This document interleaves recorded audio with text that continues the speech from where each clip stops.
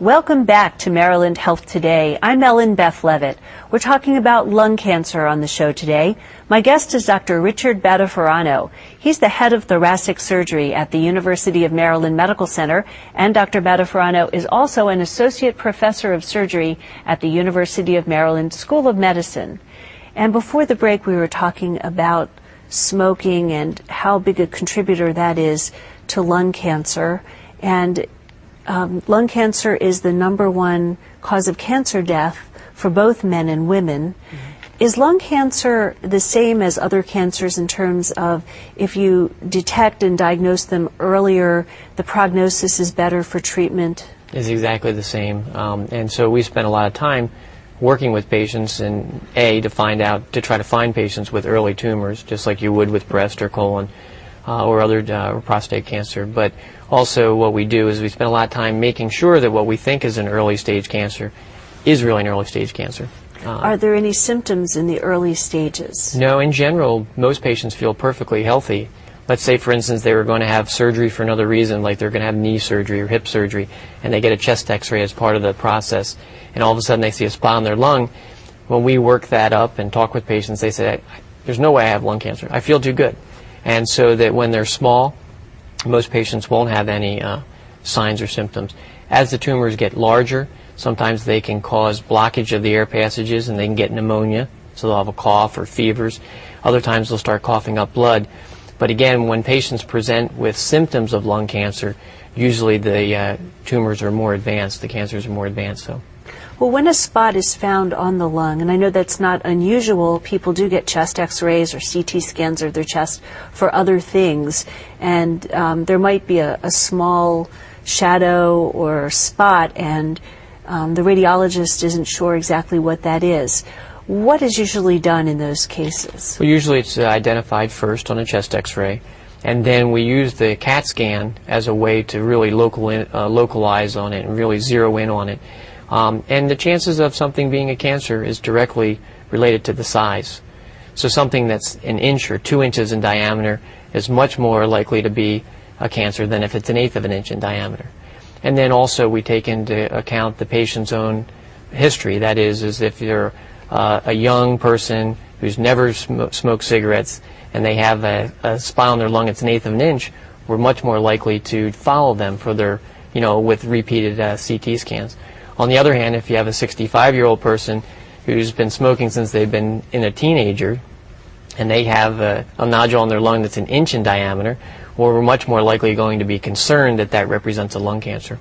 What are the main types of lung cancer? I know there are several different types. Well, we break it down into 2 groups. One would be small cell lung cancer, which represents about 13% of all lung cancer is small cell lung cancer.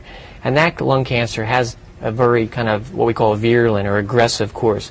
That is, we can have small spots on the lungs in which those tumor cells have acquired the ability to break off and go to the lymph nodes in the mediastinum. And so when patients have small cell lung cancer, the vast majority of those patients are not treated with surgery because the tumor cells have broken off and going to other places in the body which wouldn't be treated by a surgical procedure. The other type is non-small cell lung cancer, which is a large group. It represents about 85% of all lung cancer, and that can include large cell lung cancer. It also can include adenocarcinoma of the lung or squamous cell carcinoma of the lung. And so those tumors are non-small cell, and because many of those patients will have localized spots and the tumor cells haven't broken off and gone other places, they're the best candidates for surgery, especially in those early stages. Because you predict that it's more localized and it hasn't spread yet. Correct, and so that the operation we tend to do for non-small cell lung cancer would be a lobectomy, in which we don't just remove the spot itself, but we remove that section of the lung in an effort to take all those lymph nodes and get the best cancer operation. And so, on the other hand, if tumor cells have spread either to lymph nodes in the center of the chest or, of course, to other places in the body, then trying to solve the problem with surgery is not likely to be effective. And so in those situations, we also work with our medical oncologists who specialize in using chemotherapy for lung cancer and our radiation oncologists who use radiation therapy for lung cancer and come up with a coordinated plan trying to mix those two in a very organized way to get the best chances for cure. And at the University of Maryland, Marlene and Stuart Greenebaum Cancer Center, there are teams of specialists, right? So for lung cancer, you have a whole team of yourself, the surgeon, and also the medical oncologist and the radiation oncologist who specialize in cancers of the lung. Yeah, and not only are we all available to patients, but we actually work in a very close-knit team, so that when patients are seen by us, we often see them at the same day, which is very convenient for patients. And also they can then get an understanding of each of the different types of treatment, what that will entail for them, but also the benefits and then maybe the side effects associated. So at the end of seeing us at the cancer center, what happens is that they have a pretty good idea of not only their problem, but how we're going to all work together to try to help them with it. I've heard that staging for lung cancer is very important. What is staging? Well, staging means is that we've agreed with the American Cancer Society, for instance, that stage 1 tumors in the lung would be just a spot by itself that's small, with no evidence of spread to any of the lymph nodes, either close to the spot or anywhere else in the body, and no evidence of cancer anywhere else in the body. That would be a stage 1 tumor. If the lymph nodes closest to the lung cancer have cancer cells in them, then that would be a stage 2. And then if the lymph nodes in the center of the chest are involved with lung cancer tumor cells, that would be stage 3. Stage 4 disease would be those patients with tumor cells that have broken off and either gone to the brain, liver, the lung, other lung, or the bone. And can you, how do you determine the stage? Is that a biopsy? Well, it's a combination of using our X-ray tests. So we usually will begin with a CT scan of the chest, and then that will also be followed with a PET scan, which takes advantage of the fact that cancer cells will often concentrate a special tracer that we can give them.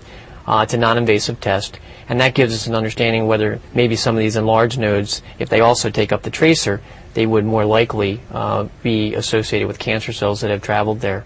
But it's always important to make sure that we verify that our X-ray tests are really giving us the correct information, and that will require a biopsy. Can that be done in a minimally invasive way? We try to do all our biopsies minimally invasive in that regard, and so we begin to check those lymph nodes in the center of the chest. We'll make a small incision just above the breastbone and about 1 inch in length, and what we were able to do is actually go down into the center of the chest through that small incision and biopsy the lymph nodes adjacent to the airways that would potentially drain cancer cells, and then they would be biopsied.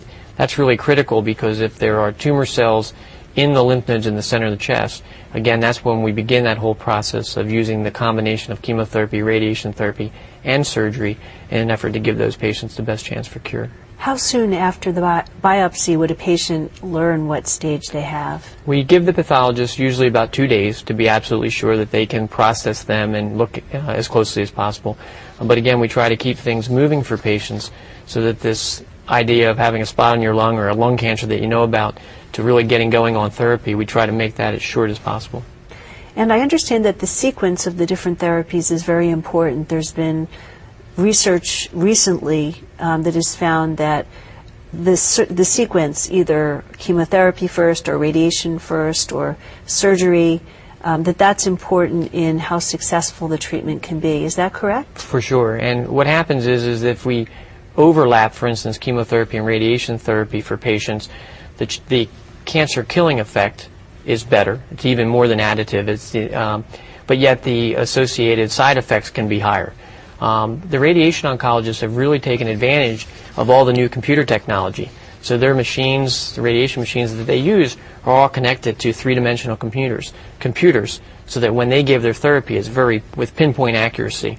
And that way they can give the highest dose of radiation possible to the tumor itself, right? And then spare things like the spine, the heart, and other critical structures where we want to decrease the amount of radiation exposure.